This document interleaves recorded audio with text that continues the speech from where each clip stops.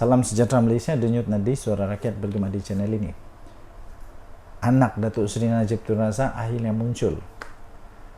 muncul dan menyatakan sesuatu. Tapi sebelum itu saya nak tanya saja, apa pendapat korang dengan Najib Razak? Patutkah dia diberi tahanan di rumah ataupun dia patut bersama dengan seperti banduan-banduan yang lain? Apapun, jangan salah faham dengan kenyataan saya ini. Saya tetap bersama dengan keputusan daripada sama ada daripada Agong.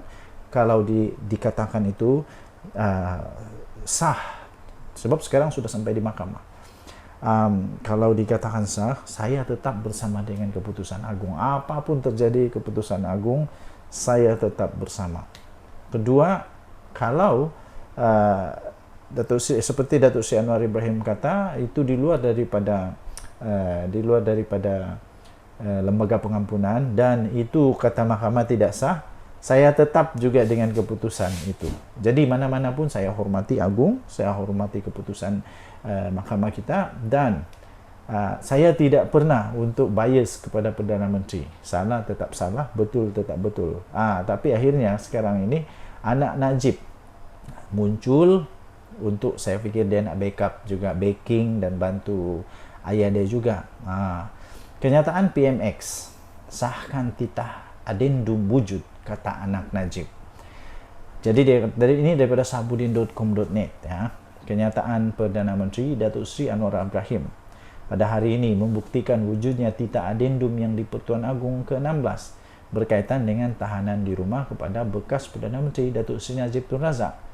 Kata anak Najib, iaitu Nuriana Najwa, mendakwa tidak sewajarnya titah tambahan tersebut disorokkan daripada pengetahuan sama ada kepada bapaknya maupun peguam yang mewakili bekas Perdana Menteri itu. Sabar, kita tunggu dulu apa yang sebenarnya terjadi.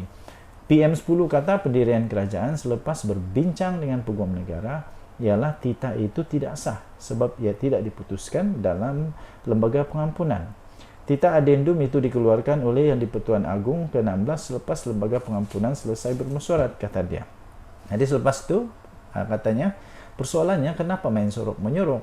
Jika ada perintah tambahan sedemikian, mengapa Datuk Seri Najib atau peguamnya tidak diberikan perintah itu?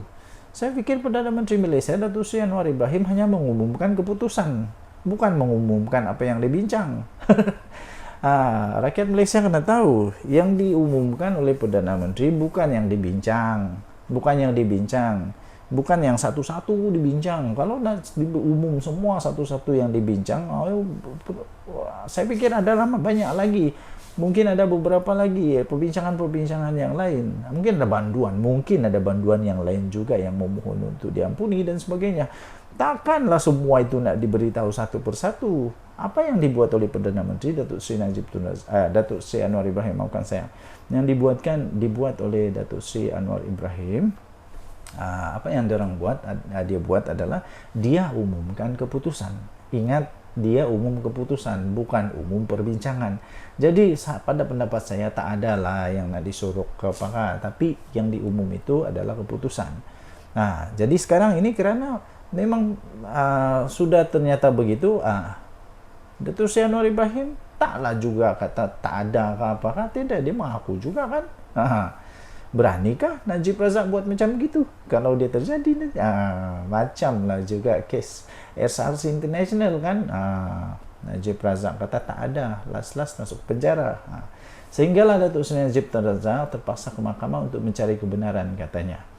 Dialah individu yang paling terkesan dalam kes ini, tulis Nuriana Najwa. Saya fikir benda ni tak jadi. Semua ni tak akan berlaku kalau Najib Razak tak dipenjarakan. Kalau Najib Razak tak didapati bersalah, maksudnya dia tak buat salah. Kalaulah Najib Razak tak buat salah, dia tak makan duit negara, dia tak salah guna kuasa dan apa sajalah yang dia buat yang dikatakan bersalah oleh mahkamah, tak adalah sampai jadi macam ni kan. Taklah susah-susah.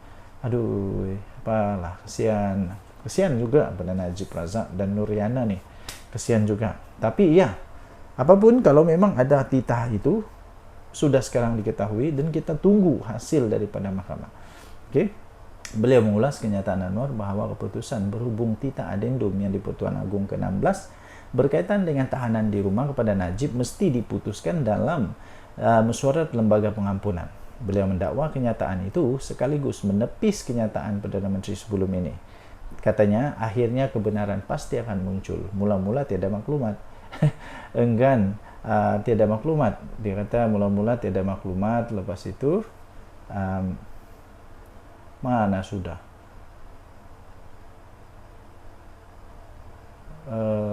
akhirnya oke.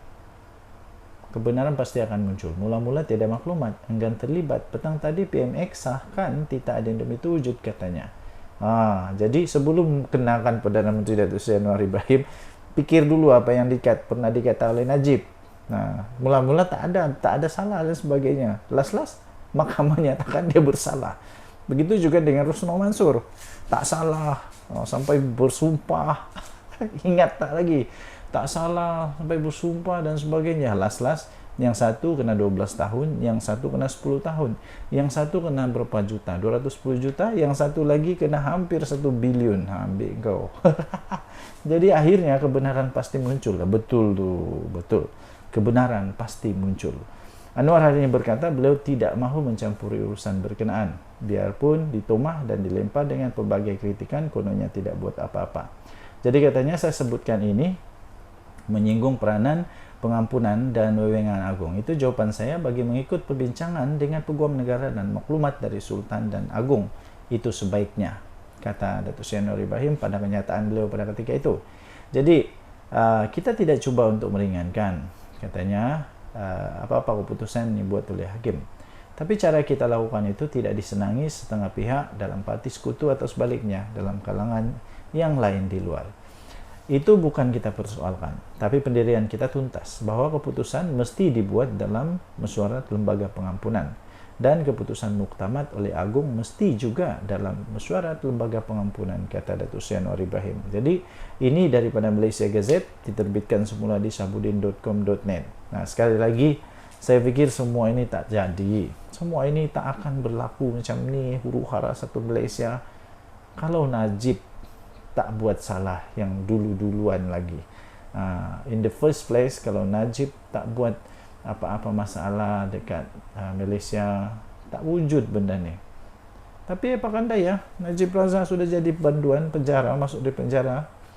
Lepas tu Rusno Mansur tak lama lagi, kalau dia didapati bersalah, sampai di Mahkamah Persekutuan dia bersalah, dia akan join lagi. Takkanlah pula lepas ini Rusno Mansur pula pun diminta untuk ada juga pengampunan. Aduh. Denyut Nadi Suara Rakyat bergema di channel ini. Bye-bye. Salam sejahtera Malaysia, Denyut Nadi Suara Rakyat bergema di channel ini. Hari ini ya, tuan-tuan dan puan-puan, hari Selasa bertarikh 23 hari bulan April 2024. Saya nak bagi amaran kepada semua manusia-manusia di Malaysia ni yang terlalu ikut perasaan, yang terlalu ikut entah apa-apa punya kepercayaan, yang entah apa-apa punya kepercayaan, maksud saya bukan tentang kepercayaan agama dan sebagainya, tapi doktrin-doktrin pengajaran daripada manusia yang membuatkan mereka sehingga brainwash dan sanggup buat apa saja, sanggup terima apa saja untuk nyatakan konon-konon mereka ni baiklah, sampai sanggup kena bawa di mahkamah dan sebagainya. Apa pendapat anda kepada manusia-manusia yang begini?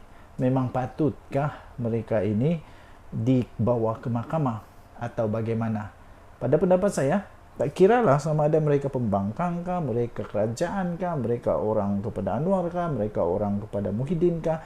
Kalau keterlaluan pada pendapat saya tak sesuai di negara Malaysia yang penuh dengan toleransi. Ingat, negara Malaysia dibentuk dengan satu disebut sebagai rukun negara yang ada toleransi. Kesopanan dan kesusilaan itu salah satu daripada rukun negara. Lupa kah itu? Jangan lupa yang itu. Itu yang membentuk negara Malaysia. Nah, terbaru. Baru saja diterima berita. Kesian juga saya pada manusia-manusia begini. Tapi apa daya? Kerana sudah kena brainwash, otaknya sudah kena cuci, sekarang siapa yang silap? Siapa yang cari pasal? Siapa yang cari masalah sendiri? Terbaru daripada Harapan Daily ya. Turunkan Anwar atau kami ... Padah Ugut Agung dan Perdana Menteri, pekebun sawit didenda 12.000. Sudahlah, pekebun sawit saja, bukan kita nak rendah-rendahkan pekebun sawit, tidak. Tapi kenapa sampai berani untuk Ugut Agung dan PM? Mari kita baca bersama. Seorang pekebun sawit dikenakan denda sebanyak berapa? Rp12.000. Selepas beliau didapati bersalah membuat hantaran yang bersifat mengancam kepada Yang di-Pertuan Agong menerusi Facebook pada tahun lalu. Pada pendapat saya, kalau sudah mengancam kepada Yang di-Pertuan Agong ini, ini lebih bahaya nih. Dan perlu untuk dicari siapa lagi yang dia sudah brainwash. Hakim Mahkamah Session Siti Aminah Ghazali memutuskan hukuman terbabit terhadap Samsuri Ramli 45 tahun selepas tertuduh mengaku bersalah atas pertuduhan berkenaan. Maknanya dia memang mengaku bahawa dia membuat hantaran yang bersifat mengancam kepada di-Pertuan Agong. Takkan kita diam-diam saja dengan benda ni? Takkan diam-diam saja. Sepatutnya Agong itu ketua negara, ketua agama Islam, ketua segala-gala di Malaysia perlu dipertahankan dan dihormati, dijunjung tinggi kedaulatannya. Bukan sembarangan cakap oleh pekebun sawit. Ini pekebun sawit ni pun masalah juga. Saya pun keluarga pekebun juga tahu. Tapi pikiran kami, pikiran yang pandai, bijak dan berpikir jauh lebih matang. Mahkamah juga memerintahkan Samsuri dipenjara 6 bulan jika gagal membayar denda terbabit. Saya pikir lebih sesuai untuk dia lah, kena denda 12.000, lepas tu kena penjara lagi hangam. Sebab dia mengaku bersalah ni. Tapi kalau sudah mahkamah beri pendapat ataupun beri keputusan begitu, saya sokong 100%.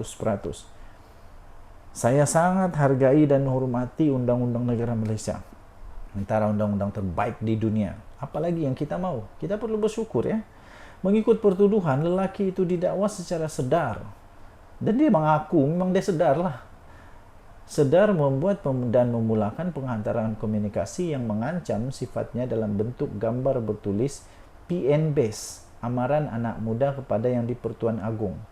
Dan turunkan Anwar atau kami turunkan Agong dengan niat menyakitkan hati orang lain. Wow, apa maksud dia untuk dengan dia kata atau kami turunkan Agong? Kau siapa lah pakcik? Kau siapa pakcik? Waktu tu saya fikir Agong kita cukup baik hati, cukup memberi belas kasihan kepada manusia ini. Kalau dulu zaman kesultanan dulu entah apa sudah jadi dengan manusia ini, silap-silap dan entah kena jadi apa tak tahulah. Sebab itu sudah menderhaka. Ini terang-terangan mengaku bersalah pula ni. Kesalahan itu dilakukan melalui aplikasi Facebook dengan menggunakan profil Sam Banjar Perak pada jam 5.33 petang 13 Ogos 2023 yang kemudian dibaca di sebuah kondominium di Jalan Tongsin, Bukit Bintang pada jam 9 malam hari yang sama. Pertuduhan itu dibuat mengikut Section 233-1-E Akta Komunikasi dan Multimedia 1998, Akta 588 yang sabit kesalahan boleh didenda tidak lebih RM50.000 atau penjara maksimum setahun atau kedua-duanya. Tertuduh juga boleh didenda selanjutnya sebanyak RM1.000 bagi setiap hari kesalahan itu diteruskan selepas pensabitan. Terdahulu Samsuri yang tidak diwakili oleh peguam memohon hukuman ringan atas alasan ada tanggungjawab ibu, isteri dan 4 anak yang masih bersekolah. Tahu pun waktu buat ni tak fikir kah? Dan pasti siapa yang nak mewakili dia? Tidak diwakili peguam. Tak tahulah dia tak mampu ataupun memang tak ada peguam yang nak tolong dia. Macam mana nak menang dengan kes macam ni? Mengugut Agong pula itu, kami turunkan Agong. Apa maksud kamu kami nak turunkan Agong ni? Jangan main-main lah. Kemudian dia kata saya anak peneroka yang bekerja di Felda dengan pendapatan tidak tetap. Ada kerja baru ada gaji katanya. Tahu pun manusia begini. Saya pun tidak pasti kenapa ada manusia begini yang tidak sedar waktu dia buat silap, buat salah tu. Sudah kena, baru nak merayu. Timbalan Pendakwa Raya Nur Eliana Nur Azmal berkata tindakan yang dilakukan Samsuri itu tidak wajar. Saya setuju, sangat tidak wajar dan tidak patut berlaku. Tidak wajar dan tidak melambangkan beliau ada kesetiaan serta kehormatan kepada raja. Aduh, memang tak ada, 100% tak ada. Tak ada kesetiaan, tak ada kehormatan kepada raja. Jadi hukuman setimpal sebagai pengajaran perlu dikenakan supaya masyarakat tidak ambil ringan penggunaan media sosial. Ya, kalau nak hentam Perdana Menteri mungkin okey, tak apa, okey. Tapi ini agung pun dibawa-bawa sekali. Boleh dia kata, hantaran dia begini tahu bunyi dia. Dia kata PN Best, amaran anak muda kepada Yang di-Pertuan Agong, YDPA, dan turunkan Anwar atau kami turunkan Agung. Aduh, dengan niat menyakitkan hati orang lain. Siapa saja boleh dihentam. Anwar pun kau hentam-hentam lah. Kau nak hentam Najib kah, Zahid kah, hentam lah. Tapi jangan hentam kita punya perlembagaan negara Malaysia, raja kita. Kesetiaan kepada raja dan negara. Kesetiaan, kehormatan, kedaulatan raja dan negara. Jangan main-main. Padan muka lah. Ini saya berani kata padan muka. Denyut Nadi Suara Rakyat bergema di channel ini. Bye-bye.